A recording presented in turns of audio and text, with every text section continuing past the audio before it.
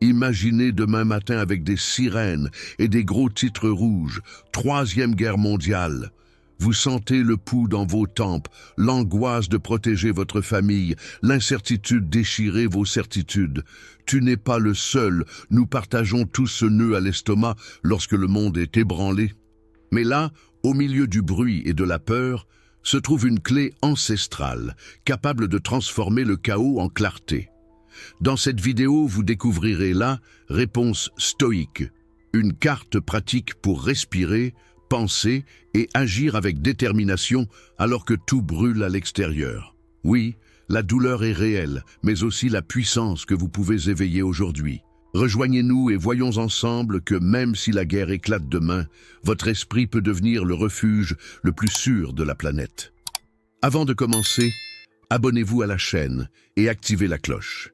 Laissez dans les commentaires « Je choisis le calme, pas le chaos ». Répétez cette phrase pour que davantage de personnes qui ont besoin de ce message le reçoivent aujourd'hui. 1. La sirène retentit. Que ressentez-vous? Fermez les yeux un instant et imaginez que vous êtes chez vous, en train de préparer votre café du matin. Soudain, la télévision s'éteint. Une annonce urgente apparaît à l'écran. Tension mondiale. Les pays mobilisent leurs troupes. Le monde est au bord de la guerre. En quelques secondes, les réseaux explosent, les messages arrivent, et à l'intérieur de vous, quelque chose se brise. Votre respiration s'accélère, vos mains tremblent légèrement. La peur prend de multiples formes, inquiétude, colère, confusion. Vous vous demandez « Que va-t-il se passer? Et si tout explose vraiment ?» Et cette question vous brûle, mais c'est ici que commence le chemin stoïque. Nous ne nions pas ce que nous ressentons, nous le reconnaissons, nous le nommons, nous le regardons en face. Marc Aurèle, empereur romain, écrivait au milieu des guerres « Ce n'est pas ce qui se passe qui me dérange, mais mon opinion à ce sujet. » Et vous aussi, vous pouvez appliquer cela dès aujourd'hui. Au lieu de vous laisser emporter par le courant des émotions, faire une pause consciente. Respirez. Observez ce que vous ressentez comme quelqu'un qui regarde une tempête depuis une cabane sûre. La peur est naturelle, mais n'est pas votre propriétaire. Le premier acte d'un stoïque en temps de chaos n'est pas de courir, ni de discuter, ni de se cacher. Et demandez-vous honnêtement, qu'est-ce que je ressens maintenant? D'où vient cette peur? Est-ce que c'est à moi de décider? Identifier l'émotion ne vous affaiblit pas. Donne le contrôle sur celui-ci parce que ce que vous pouvez voir, vous pouvez le transformer. Et c'est ainsi que commence votre préparation. Ni dans un bunker, ni dans une tranchée, mais d'une conscience tranquille quelqu'un qui a décidé de ne pas être esclave de sa réaction. Maintenant, avec un esprit plus clair, nous passons à l'étape suivante. Quelles choses sont sous votre contrôle ? Et lesquels ne le sont pas. C'est là que réside votre véritable force stoïque. Allons-y. 2. Distinguer.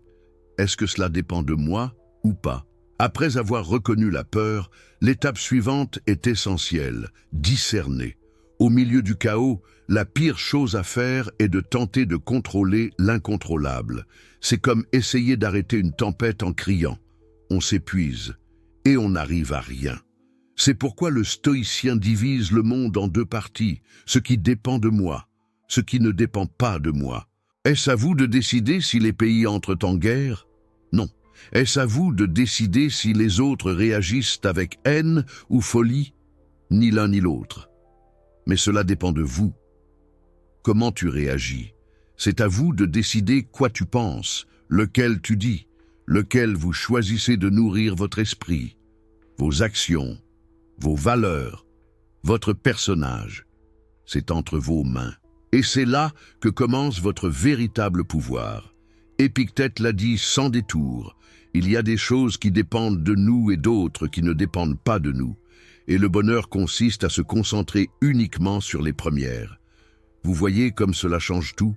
Au lieu de passer la journée à consommer des informations que vous ne pouvez pas changer, le stoïcien investissez votre énergie dans ce que vous pouvez construire, dans la façon dont il prend soin de sa famille, dans la façon dont vous communiquez avec respect, sur la façon dont il sème la paix même dans les conversations difficiles.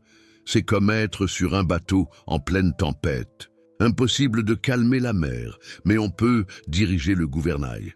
Et si vous le faites correctement, vous pourriez même inspirer d'autres bateaux à faire de même.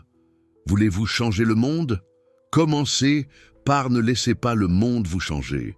Et cela n'est possible que si vous savez exactement là où s'arrête votre responsabilité et là où commence votre acceptation. Maintenant que vous savez ce que vous avez entre les mains, la meilleure chose à faire est de renforcer le premier bouclier du stoïcien. Respiration. Passons à l'étape suivante. 3. Premier bouclier. Respirez comme un soldat de l'esprit. Imaginez que votre esprit est un château et que l'anxiété essaie d'en enfoncer la porte à coups de marteau. Quel est votre premier bouclier? Respiration consciente, cela semble simple, et c'est effectivement le cas, mais son pouvoir est colossal. Étape 1. Le stop stratégique.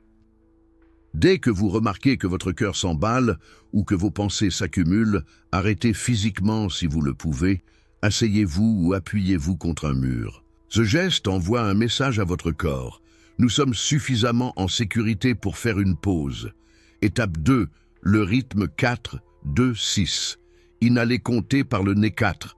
Sens l'air, remplir ta poitrine. Retenue comptage des respirations. De là, imaginez que vous tenez une torche de calme. Exhalez lentement par la bouche en comptant 6. Visualisez la peur sortir sous forme de fumée grise. Répétez le cycle 3 fois. Vous n'avez pas besoin de plus d'1 minute. Gérez d'abord votre respiration et vous aurez gagné la moitié de la bataille intérieure. Version libre d'un principe d'Épictète. Pourquoi ça marche? Expliqué pour tout le monde. Enfants, ils le comprennent ainsi. Lorsque vous respirez lentement, vous dites à votre cerveau que les monstres ne sont pas si gros. Adultes, ils le comprennent ainsi. Vous activez le nerf vague, diminuez le cortisol et reprenez le contrôle du lobe frontal, votre centre de prise de décision. C'est comme éteindre l'alarme incendie avant d'évaluer la cuisine. D'abord, on élimine le bruit, puis on voit s'il y a vraiment un incendie. Transformez la technique en réflexe. Pratiquez ce schéma chaque matin, même en temps normal, lorsque vous vous brossez les dents ou attendez votre café. Ainsi, lorsque les sirènes, réelles ou métaphoriques, retentiront, votre corps se souviendra du protocole sans effort. Transition naturelle vers l'étape suivante. Avec votre esprit stabilisé, vous pouvez désormais forger la citadelle intérieure. Ces pensées quotidiennes qui renforcent votre caractère, tout comme le faisait Marc Aurèle dans Le Feu de la guerre. Dans le sujet suivant, nous verrons comment élever ces murs mentaux afin qu'aucun titre, même le pire, ne leur parvienne.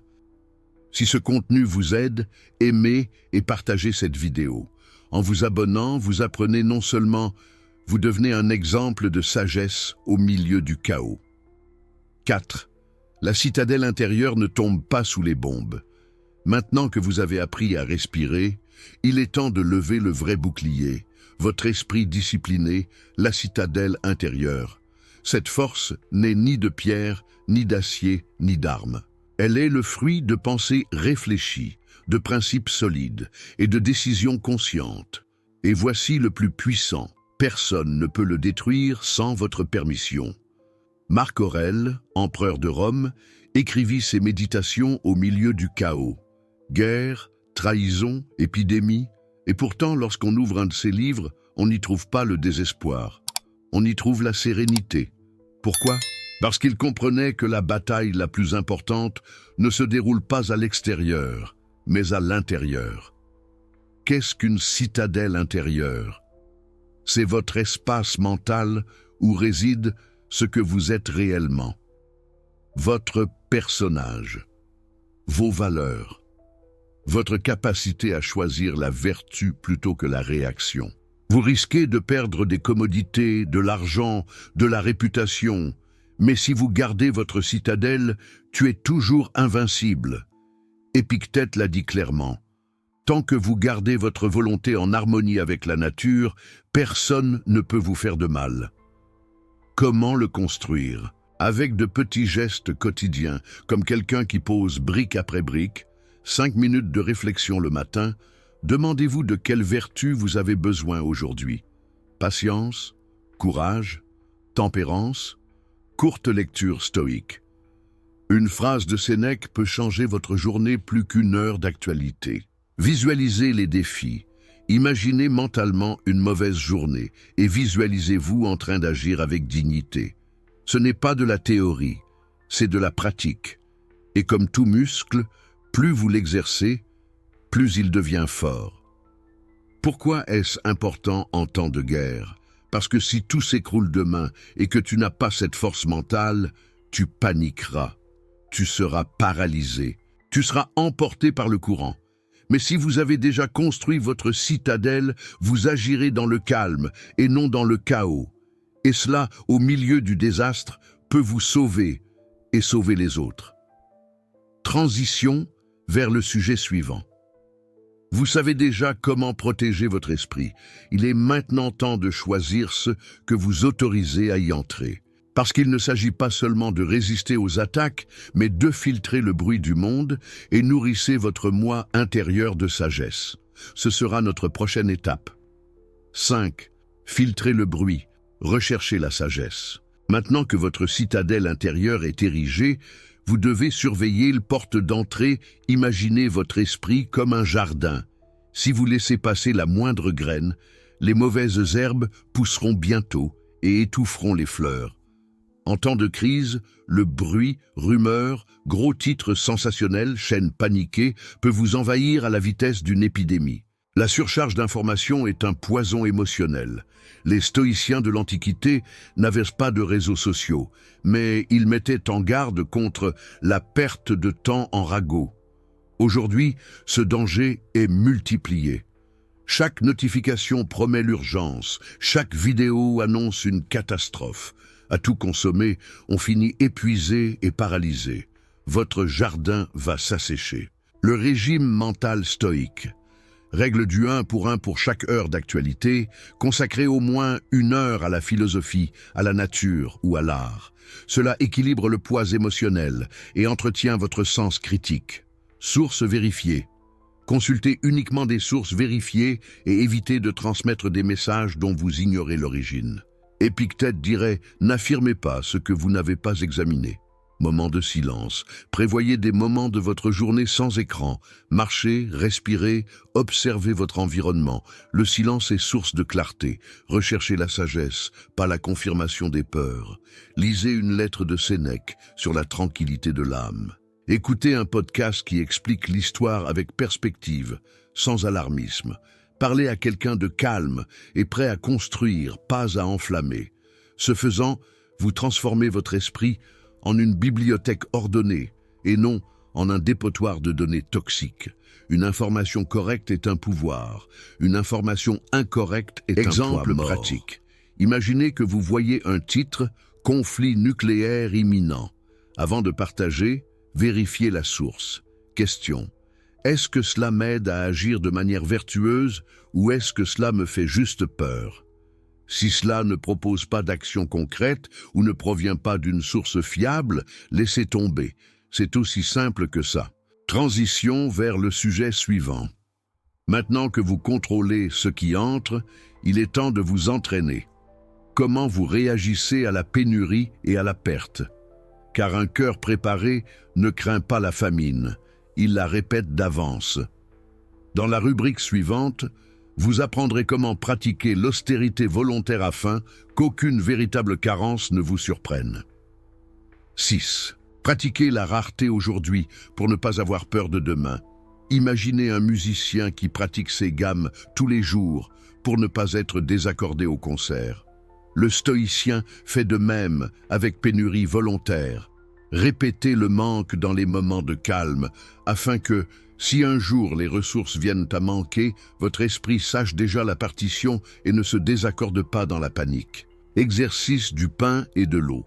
1 fois par semaine, remplacez votre repas préféré par une tranche de pain complet et un verre d'eau. Pendant que vous mangez, répétez-vous « Est-ce de cela que j'avais peur ?» Vous constaterez que votre corps continue de fonctionner, que votre humeur ne chute pas et que votre dignité reste intacte. Cette expérience entraîne votre cerveau à désactiver l'alarme. Je vais mourir si je perds mon confort. Nuit au sol. Choisissez une nuit par mois pour retirer le matelas et dormir sur une couverture à même le sol. Ressentez la fermeté, soyez attentif à chaque bruit. Au réveil, posez-vous les questions suivantes. Malgré tout, puis-je encore être reconnaissant pour un nouveau jour? Une fois que vous aurez prouvé que vous en êtes capable, vous aurez réduit de moitié la puissance de la peur de manquer. Pourquoi ça marche? Science rapide. La pratique volontaire de l'inconfort active vos circuits de résilience. Elle libère de la dopamine, non pas pour le plaisir, mais pour la réussite. Cela recalibre votre seuil de tolérance et vous empêche de réagir par un stress toxique à des désagréments mineurs. S'applique en famille, faites une journée de blackout numérique. Pas de Wi-Fi, pas de télévision, juste des livres, des jeux de société et des conversations. Préparez un repas simple ensemble et réfléchissez à tous les luxes que nous tenons pour acquis. Les enfants apprennent que le bonheur ne dépend pas des écrans ou de la nourriture raffinée. Les adultes se voient rappeler le pouvoir de la simplicité. Triple avantage. Esprit, vous découvrez que vous avez besoin de moins pour vous sentir complet.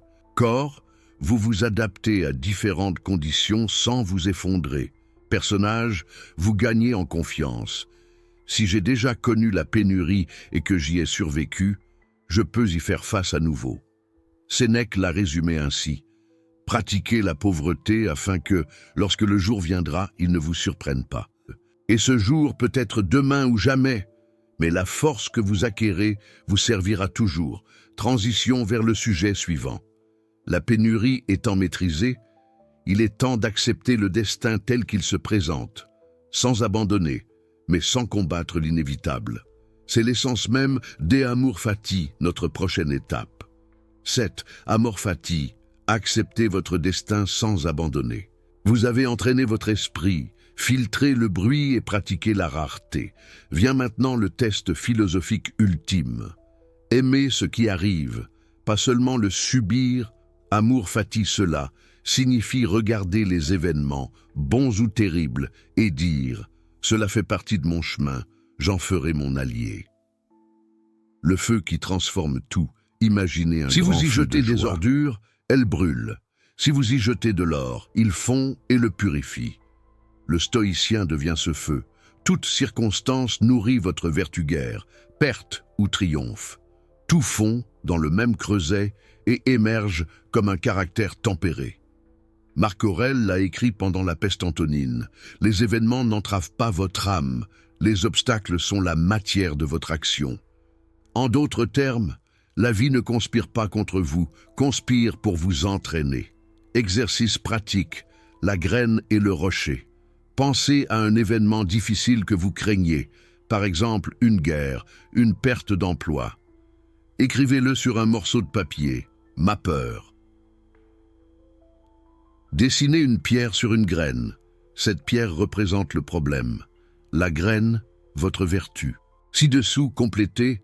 Lorsque cela se produira, je grandirai en 10, c'est que courage, patience, compassion.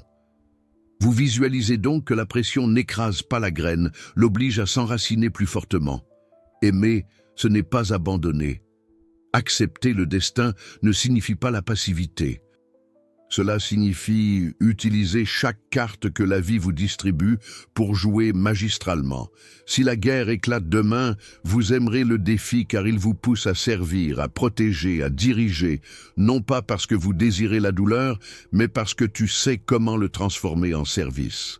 Brève science, neuroplasticité stoïque. Des études modernes montrent que la réinterprétation consciente d'un événement stressant modifie la réponse de votre amygdale et renforce les réseaux de résilience dans le cortex préfrontal. Amor Fati est, littéralement entraînement cérébral pour la flexibilité émotionnelle. Micro-rituel quotidien. Chaque matin, au réveil, dites à voix haute « Quoi qu'il arrive aujourd'hui, je l'utiliserai pour mon bien et celui des autres ». Répétez 3 fois. Ce petit geste programme votre esprit à recevoir des surprises comme matière première et non comme une menace. Transition vers l'étape suivante. Lorsque vous acceptez votre destin, une question naturelle se pose. Que dois-je faire maintenant avec ce nouveau pouvoir? La réponse stoïcienne est claire. Transformer la peur en service. Parce que la plus haute valeur de la vertu n'est pas l'orgueil personnel, mais le bien qu'elle rayonne aux autres. Dans le sujet suivant, vous apprendrez à canaliser votre colère en actions concrètes qui soulagent la douleur des autres et augmentent le calme collectif. Si ce contenu vous aide, aimez et partagez cette vidéo. En vous abonnant, vous apprenez non seulement, vous devenez un exemple de sagesse au milieu du chaos. 8. Transformer la peur en service. La peur, une fois acceptée et comprise, devient réservoir d'énergie. Imaginez que vous tenez un charbon ardent. Si vous le saisissez sans but précis, il vous brûle. Si vous le placez sous une casserole, il réchauffe la nourriture de nombreux convives. Voici comment agit le stoïcien, canalise le feu intérieur vers le bien commun. De la panique au but, lorsqu'une crise éclate, la réaction primitive est « chacun pour soi ». Mais arrêtez-vous et posez-vous cette question essentielle. Comment puis-je aider là où je suis? Cette simple phrase redirige les neurotransmissions de l'amygdale, fuite, vers le cortex préfrontal, planification. Vous passez du statut de victime à celui d'agent. 3 niveaux de service immédiat, micro. Votre environnement immédiat. Vérifiez si un voisin âgé a besoin de faire des courses ou de compagnie. Partagez votre technique de respiration. 4-2-6 avec quelqu'un qui hyperventile. Méso, votre communauté numérique. Publiez uniquement des informations vérifiées et ajoutez un contexte calme. Organisez une discussion d'entraide. Échange de médicaments, de nourriture et de mots calmes. Macro, organisation et bénévole. Faites un don de sang. Déverrouillez votre voiture pour transporter des fournitures ou soutenez des organismes à but non lucratif de confiance. Mettez vos compétences professionnelles, comptabilité, logistique, premiers secours, au service des coordonnateurs des secours. Chaque action élargit un cercle de calme qui contrecarre la vague de panique. C'est ça le leadership stoïque en direct. Exemple réel. Lors de la grande panne d'électricité de 2003 en Italie, de nombreuses personnes se sont retrouvées coincées dans les ascenseurs. Un jeune homme formé au premier secours a gravi 14 étages à pied avec une lampe de poche et des bouteilles d'eau pour calmer les personnes bloquées jusqu'à l'arrivée des secours. Ce n'était pas un pompier, mais un voisin. Il a transformé son anxiété en service et est devenu une lumière au sens propre comme au sens figuré. Principe clé, le bonheur consiste à faire le bien. Marco Aurelio. Lorsque votre énergie est investie pour apaiser les tensions des autres, la peur se dissipe. Votre cerveau libère de l'ocytocine et renforce les liens sociaux. Une situation gagnant-gagnant, tant sur le plan biologique que spirituel. Petit entraînement quotidien. Chaque matin, il demande « Qui pourrait bénéficier de ma tranquillité d'esprit aujourd'hui? Quelles ressources, temps, compétences, paroles, puis-je offrir sans excuse? Notez-le et faites-le avant de vous coucher. Répétez jusqu'à ce que le service devienne une seconde nature. Transition vers le sujet suivant. Une étincelle de courage partagé peut allumer d'innombrables lumières. Pour comprendre comment votre geste, aussi petit soit-il, résonne au-delà de vos yeux, nous allons passer à cercle d'influence. L'effet d'entraînement de la petitesse. 9. Cercle d'influence, l'onde de choc du petit. Imaginez un lac calme. Vous y jetez une petite pierre et des ondulations concentriques apparaissent, se propageant les unes après les autres jusqu'au rivage. Voici comment fonctionne votre influence stoïque. Cela commence à l'intérieur de vous, et si vous le maintenez fermement, cela se propage plus loin que vous ne le pensez. Le principe de Hiéroclès mis à jour. Le philosophe romain parlait de cercles concentriques. Moi-même, famille, amis et voisins. villes et communautés numériques, toute l'humanité. Votre mission est d'étendre la vertu d'un cercle au suivant sans perdre la clarté du centre. Comment une action minimale se multiplie? Centre, vous contrôlez votre ton lorsque vous répondez à un message alarmiste. Premier cercle, famille. Vos enfants vous voient calme. Ils imitent votre exemple. Deuxième cercle, voisins. Partagez votre méthode de respiration et réduisez les disputes dans la file d'attente de l'épicerie. Troisième cercle, communauté. Ce calme se reflète sur les réseaux sociaux locaux. Les gens cessent de répandre des rumeurs et commencent à coordonner l'aide. La même pierre, des vagues qui grandissent, une petite vertu brise une grande panique. Exercice 3-3-3 pour mesurer votre impact. 3 personnes, choisissez qui vous pouvez influencer directement aujourd'hui. 3 gestes, information vérifiée, écoute active, offre d'aide concrète. 3 jours, répétez sans faute. Le 3e jour, demandez des retours. Vous constaterez l'effet d'entraînement. Nouvelle, le courrier de l'espoir. À Athènes, pendant la crise financière de 2010, une enseignante a écrit des lettres d'encouragement manuscrites à ses 23 élèves. Émus, les parents ont photocopié et collé des passages de la lettre dans les ascenseurs de leurs immeubles.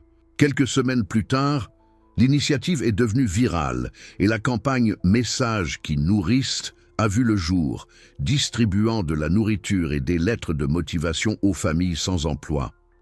Une lettre transformée en milliers de repas. La pierre était la calligraphie d'un maître, les vagues, innombrables. Double avantage. Pour toi, vous renforcez votre identité d'agent de paix. Pour l'environnement, vous créez des microclimats de sérénité là où il y avait autrefois de la peur. Transition vers le sujet suivant. À mesure que votre influence s'étend, vous devez nourrir le moteur interne qui la soutient. Gratitude militante, qui transforme même les décombres en source de louanges. Ce sera notre prochaine étape. 10. Gratitude militante au point 0. Pensez à un photographe qui, après un tremblement de terre, se concentre non seulement sur les décombres, mais aussi sur le pompier qui sauve un enfant. Gratitude militante, c'est exactement ce que cela fait à votre esprit. Cela vous oblige à diriger votre objectif vers ce qui reste encore, même si tout autour de vous ressemble à des ruines. Pourquoi militant? Parce que ce n'est pas la douce gratitude d'une carte postale.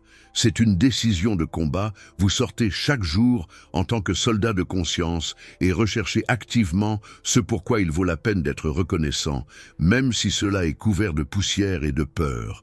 Exercice 5 clous de lumière. Avant de se coucher, dans un cahier, dessinez une main ouverte. Sur chaque doigt, écrivez quelque chose qui vous a soutenu aujourd'hui.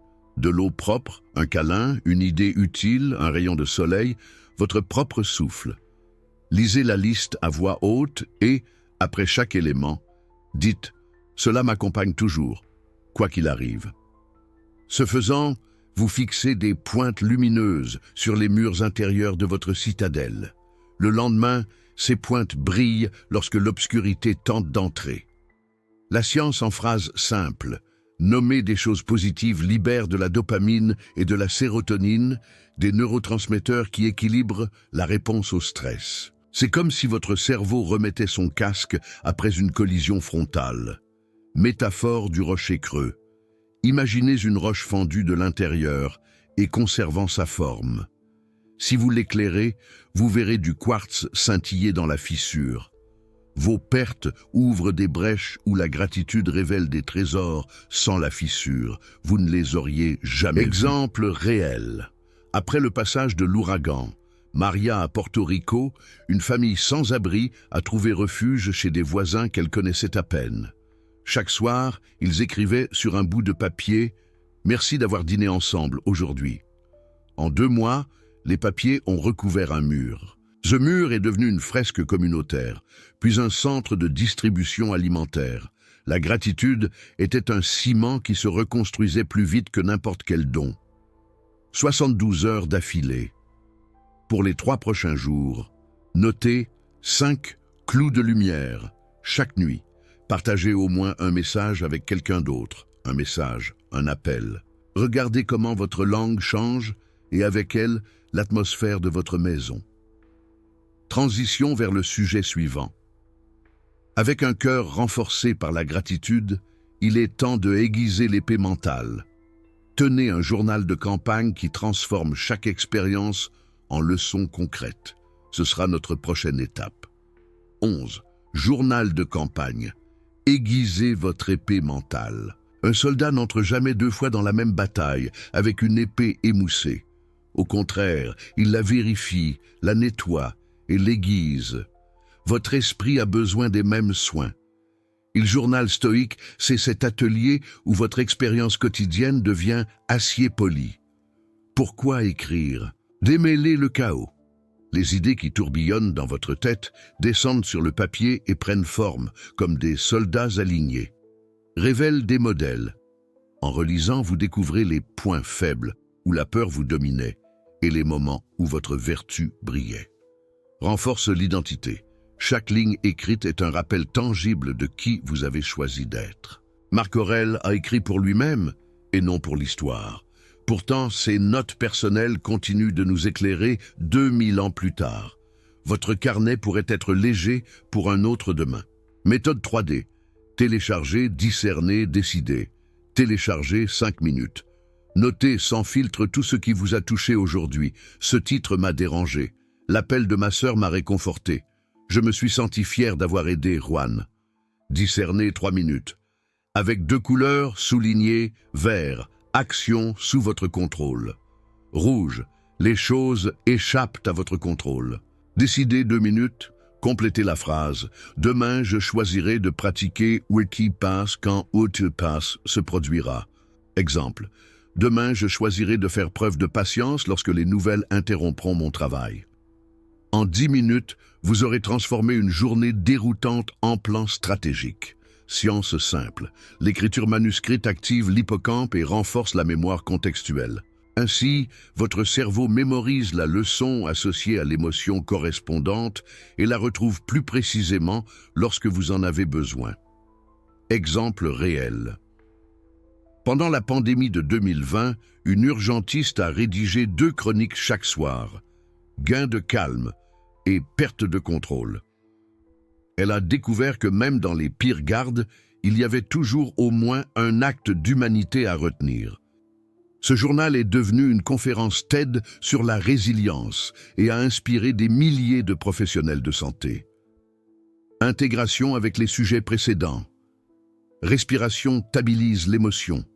Citadelle intérieure donne le cadre. Gratitude fournit de la lumière.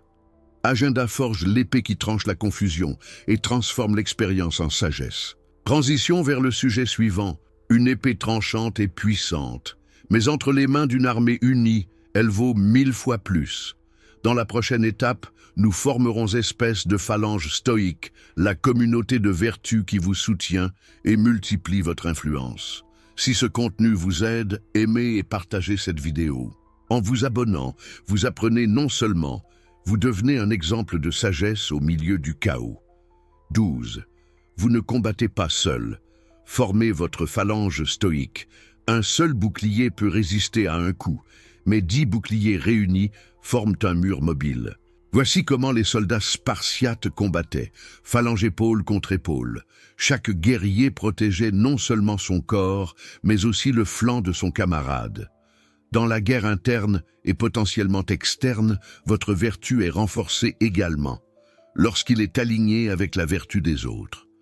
Le pouvoir du nous, renforcement émotionnel. En période de stress, la voix d'un ami calme peut rééquilibrer en quelques secondes ce qui prendrait des heures à vos hormones pour se calmer. Correction de cap. Nous avons tous des angles morts. Un compagnon stoïque vous indique quand votre épée mentale s'émousse et vous aide à l'affûter sans jugement. Multiplication de l'impact. Une personne peut distribuer de la nourriture, 10 peuvent créer un centre de collecte. La vertu collective amplifie les ressources, les idées et l'espoir. Comment forger votre phalange? En 4 étapes.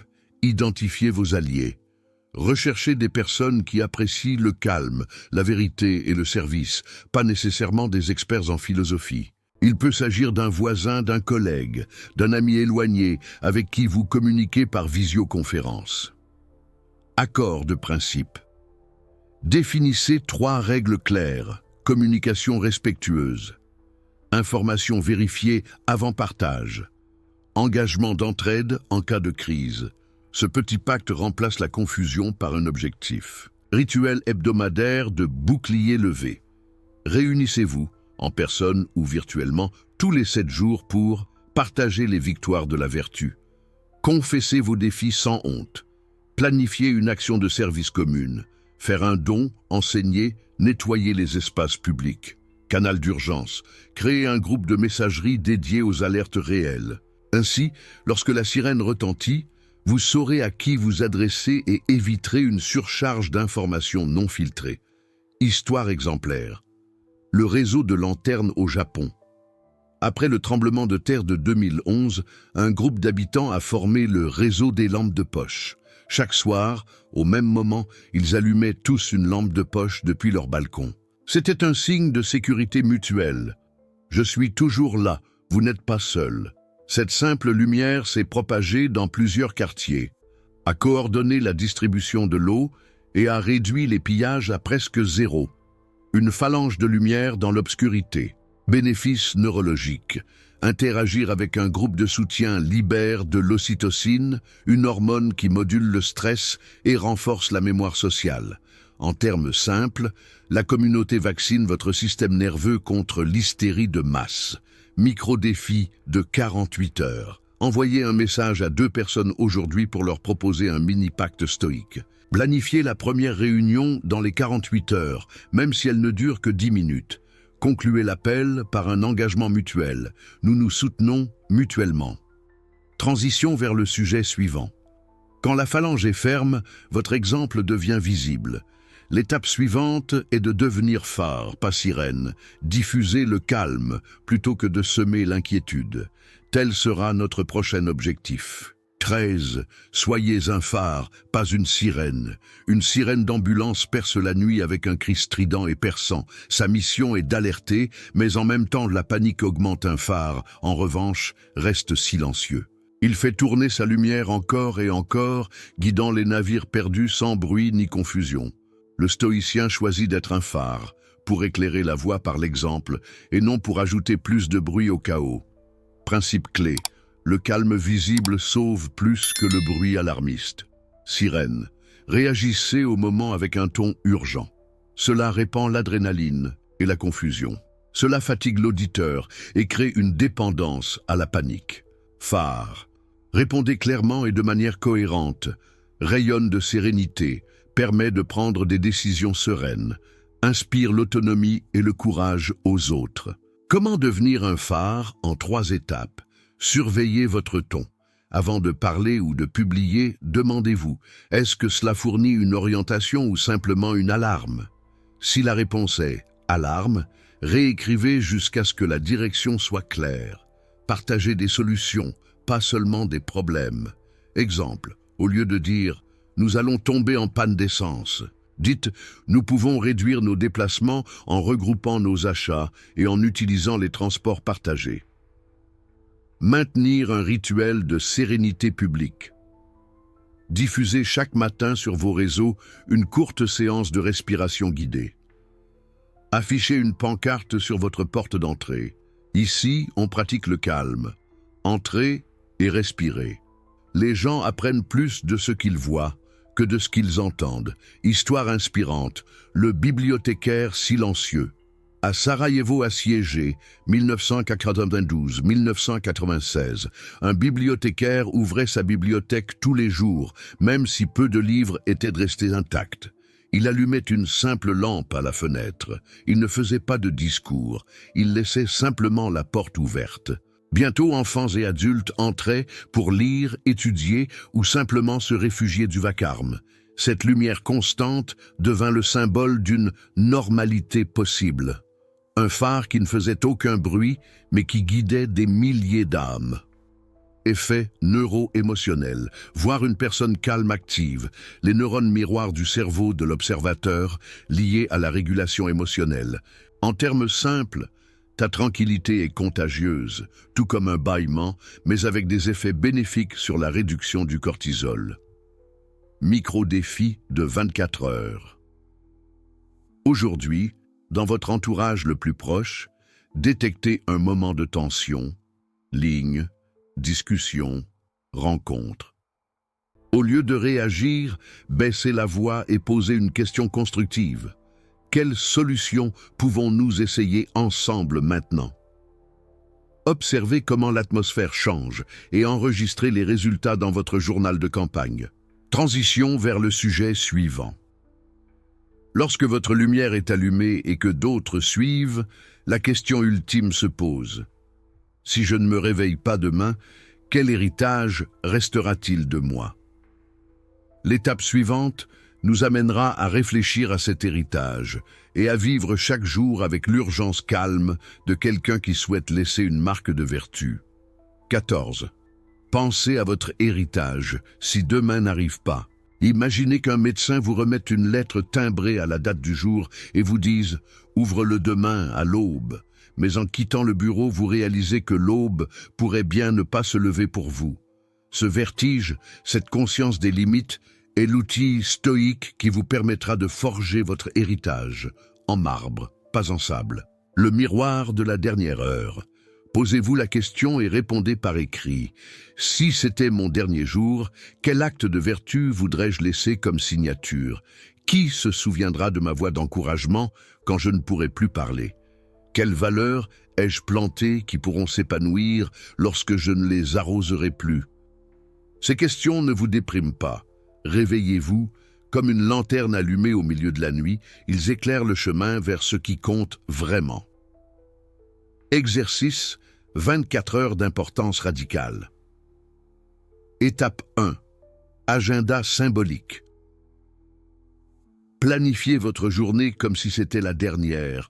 Un petit déjeuner copieux, un appel de réconciliation en attente, un geste concret de service. Étape 2. Action nommée, faites quelque chose que vous seul pouvez faire pour quelqu'un en particulier. Lisez une histoire à votre petit enfant, enseignez une compétence à un collègue, enregistrez un message d'héritage. Étape 3. Réflexion nocturne. Note, est-ce que cette journée a honoré mes principes? Si la réponse est oui, vous dormirez avec la tranquillité d'esprit de quelqu'un qui a déjà gagné contre la montre. Si la réponse est non, vous ajusterez votre trajectoire demain tant que le temps le permet.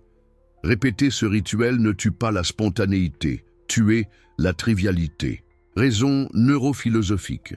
Contempler la mort active le cortex préfrontal médian, une zone clé de l'autorégulation et de la prise de décision en lien avec les objectifs à long terme. C'est, en substance, un rappel biologique de privilégier l'éternel à l'éphémère. Histoire vivante. L'arbre Takis. Takis était un jardinier grec qui, à 70 ans, continuait de planter des oliviers tout en sachant qu'il leur fallait des décennies pour arriver à maturité. Lorsqu'on lui demandait pourquoi, il répondait « Je mange les olives que d'autres ont plantées, quelqu'un d'autre mangera les miennes ». Il est mort avant de voir sa récolte, mais aujourd'hui, son village produit suffisamment d'huile pour nourrir des centaines de familles. Son héritage a germé sans lui, car il a été planté avec intention. Transition vers le sujet suivant. Lorsque votre horloge interne fonctionne avec urgence, vous êtes prêt à la bataille finale. La guerre intérieure que vous devez gagner à chaque aube dans notre dernier sujet, nous verrons comment. En choisissant la discipline, le courage et l'amour aujourd'hui, vous pouvez vaincre votre ennemi le plus coriace, l'esprit débridé. 15. L'aube se lève. La guerre intérieure peut être gagnée. L'horloge sonne 6 heures du matin. Dehors, il fait encore nuit. Et peut-être, qui sait, les gros titres parleront-ils encore de missiles ou de faillites bancaires. Mais votre première bataillesse n'est pas là. Se trouve sur le seuil entre votre oreiller et le sol froid. La minute cruciale. Les yeux ouverts. Avant de toucher votre téléphone, posez votre main sur votre poitrine, sentez le rythme régulier. C'est votre rappel que la vie continue de couler en vous, malgré le chaos extérieur. Déclaration de commandement. Chuchotez. Aujourd'hui règne la discipline, le courage et l'amour. Cette phrase est votre bannière. Elle flotte sur le mur de votre esprit toute la journée. Petite victoire physique. Faites votre lit avec une précision militaire. Peu importe si personne ne le voit. Toi, vous le verrez chaque nuit, et vous vous souviendrez que vous avez commencé par surmonter la paresse. Identifiez l'ennemi et l'allié ennemi. L'esprit débridé qui dit « réagis », remet à plus tard, craint. Allié, la raison tempérée pour laquelle vous avez appris à vous entraîner avec la respiration, la citadelle intérieure et la gratitude. Chaque décision du jour sera un vote pour l'un des deux. À qui accordez-vous votre loyauté? Règle des 3 choix clés. Mot, avant de commenter, demandez-vous, cela apporte-t-il de la clarté ou de la confusion? Si la réponse est confuse, gardez le silence ou reformulez. Action. Demandez-vous, est-ce que ça marche pour quelqu'un d'autre que moi? Si ce n'est pas le cas, ajustez-le jusqu'à ce que ça fonctionne. Pensée observée. Cette pensée me donne-t-elle du pouvoir ou m'enchaîne-t-elle? Remplacez la chaîne par une encre de vertu, patience, courage, compassion. Appliquez ce triangle 3 fois par jour, matin, après-midi et soir, et vous aurez écrit 9 votes quotidiens saines, faveur de votre meilleure version. Flash Story, le commandant de la cuisine. Pendant la Seconde Guerre mondiale, un soldat britannique fut blessé et relégué à la cuisine du camp. Frustré, il faillit abandonner. Puis, se souvenant de la philosophie stoïque de son père, il décida de faire de la cuisine son champ de bataille. Il organisa les provisions, réduisit le gaspillage et inventa des recettes nutritives avec des rations minimales. 2 ans plus tard, ces améliorations permirent de mieux nourrir tout le bataillon et de sauver des vies. Il a gagné la guerre intérieure et, avec elle, a contribué à gagner la guerre extérieure. Conclusion tactique. Le monde peut rester en paix ou exploser demain. Mais si vous choisissez aujourd'hui discipline, vous maîtrisez vos impulsions, courage, vous agissez malgré les tremblements, amour, tu sers même quand ça fait mal. Puis, en posant votre tête sur l'oreiller, vous ressentirez une certitude stoïque. L'ennemi intérieur est vaincu pour un jour de plus. Répétez le processus à l'aube, et vous découvrirez que la guerre mondiale la plus décisive se livre et se gagne en vous. Le ciel pourrait s'assombrir demain et les alarmes retentir à nouveau. Mais vous n'êtes pas condamné à vivre sous l'emprise de la peur. Comme vous, je ressens ce nœud dans ma poitrine chaque fois que le monde tremble.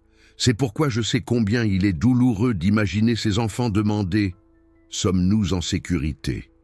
Et pourtant, aujourd'hui, nous avons vu que la philosophie stoïcienne n'est pas une théorie ancienne, mais une bouée de sauvetage éprouvée.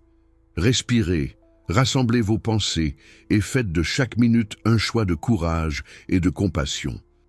Alors, lorsque vous éteignez cet écran et que le bruit revient, rappelez-vous ce que vous avez appris. Rien d'extérieur ne peut vous priver de votre liberté de réagir avec vertu.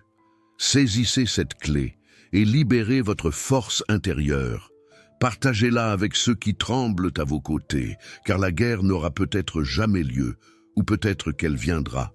Mais si elle survient, vous avez déjà la réponse gravée dans votre âme. Sérénité, action, service. Abonnez-vous maintenant. Si vous souhaitez continuer à vous renforcer avec les enseignements stoïciens qui vous préparent à toute tempête. Et n'oubliez pas, je choisis le calme, pas le chaos. Écrivez-le dans les commentaires pour que d'autres puissent aussi se réveiller.